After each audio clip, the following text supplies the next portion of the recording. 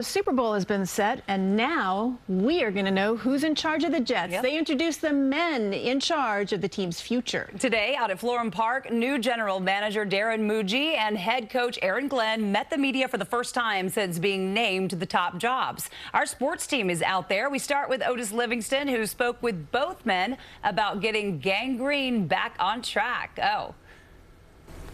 Yeah, Jessica and Krystle, as press conferences go, the new GM and head coach won the day. They were very impressive. And Aaron Glenn addressed the elephant in the room, talking about Aaron Rodgers' status, saying that a decision would be made real soon and that the decision will be based upon what's best for the team. He also delivered this resounding message. To any players that's here now, put your seatbelts on and get ready for the ride. All gas, no brakes has been replaced by a new mantra as a fired-up Aaron Glenn and new general manager Darren Mougey were introduced to the media. Despite both being first-timers, the duo believe they are ready for the job. AG and I are going to pour our hearts and soul into this job and do everything we can to bring a Super Bowl back and bring a winning team back to the New York Jets.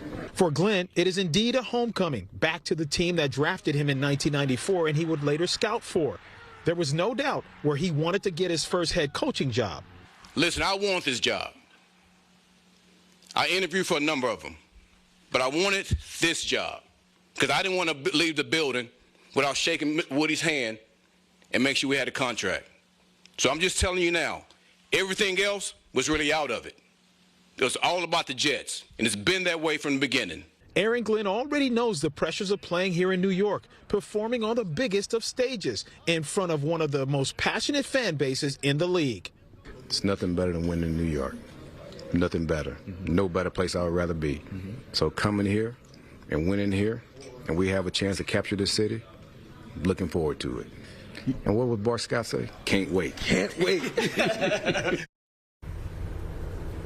Glenn alluding to former Jet Bart Scott's infamous quote now after the Jets beat the Patriots in the 2011 divisional round of the playoffs. Now, there were a lot of former Jets in attendance today supporting the new head coach, Aaron Glenn.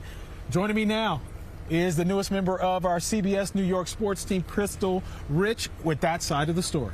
Yeah, Otis, first of all, it's a pleasure to be here and an honor to stand next to you. Oh. How poetic is it that 31 years ago, the Jets drafted Aaron Glenn, who would go on to wear number 31 for 8 years with the franchise. I asked him what he learned about culture building in that time here as a player, and he told me he learned about sustainability and success. And after only winning one game in his third season back in 1996, he said what happened was the Jets didn't have a losing record after that. Glenn said that he wanted to bring that same type of sustainable success back to the Jets, and I spoke to a few of his former teammates who talked about how he embodies that type of success.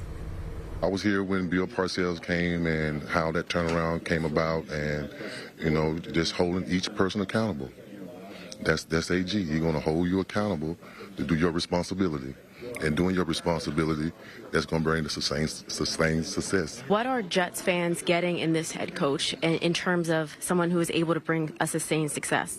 Yeah, well, he was part of, you know, Detroit from what they were, you know, a couple of years ago to what they are now. But it's just surrounding yourself with the right people and the consistency.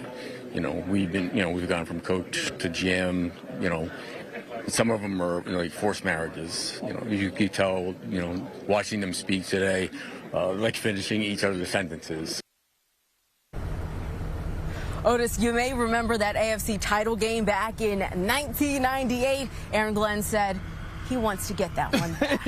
Yeah, that was the main reason that he wanted to come back here. That was a good reason. Yeah, and he told me when I had a one-on-one with him that he was so excited about having those former teammates there, the blood, sweat, and tears that they had as players.